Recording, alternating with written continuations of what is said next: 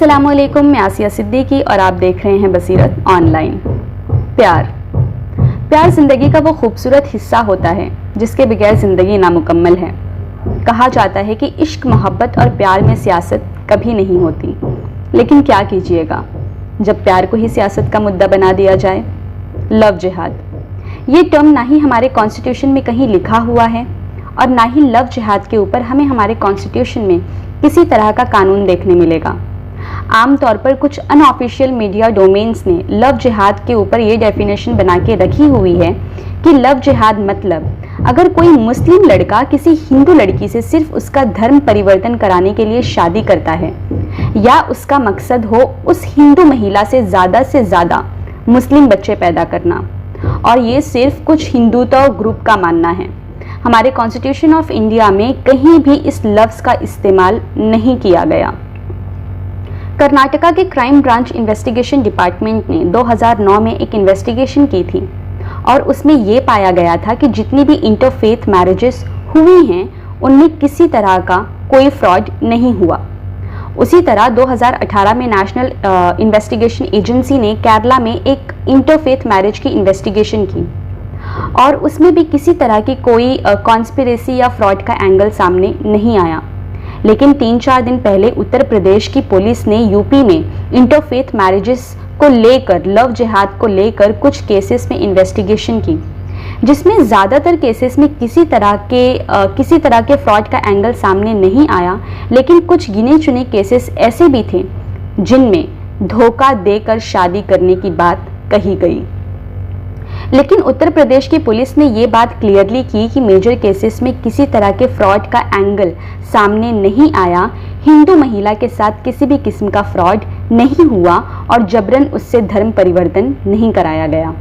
अब Indian constitution इस बारे में क्या बोलता है, आइए जानते हैं। इंडियन कॉन्स्टिट्यूशन के आर्टिकल 21 के हिसाब से हर इंडिविजुअल को राइट है कि वो अपनी डिग्निफाइड लाइफ जिए। इसका मतलब ये है कि वो अपनी मर्जी से किसी भी बालिग के साथ शादी कर सकता है, ये उसका फंडामेंटल राइट है। और उसी तरह बात करें अगर कोई इंटरफेथ मैरिज की, अगर कोई इंटरफेथ मैरिज करना चाहता है तो हमारे कॉन्स्टिट्यूशन में उसके लिए एक अलग से कानून बना हुआ है जिसका नाम है स्पेशल मैरिज एक्ट 1954। इसी तरह इंडियन कॉन्स्टिट्यूशन का आर्टिकल 25 कहता है कि हमारे पास फ्रीडम ऑफ रिलीजन है, आप अपने धर्म की प्रैक्टिस अपने धर्म के अनुसार कर सकते हो। और उसी तरह आर्टिकल 25 ये भी कहता है कि आप अपनी पसंद की शादी किसी भी मजहब के मानने वालों के साथ कर सकते हो। यहाँ ये बात ध्यान दीजिए कि conversion and marriages by free will is fundamental right. UP police ने जिन केसेस में फ्रॉड की बात की है उनमें ज़्यादातर केसेस में हिंदू लड़की की उम्र 18 साल से कम है। अगर उस बच्ची की उम्र 18 साल से कम है तो लव जिहाद का एंगल देना काफ़ी गलत है, क्योंकि इंडियन कॉन्स्टिट्यूशन के हिसाब से हम उसे prohibition of child marriage declare कर सकते हैं, क्योंकि इंडिया में लड़की की शादी करने की जो उम्र होती है वो कम से कम 18 साल है और लड़कों के लिए ये उम्र 21 साल है।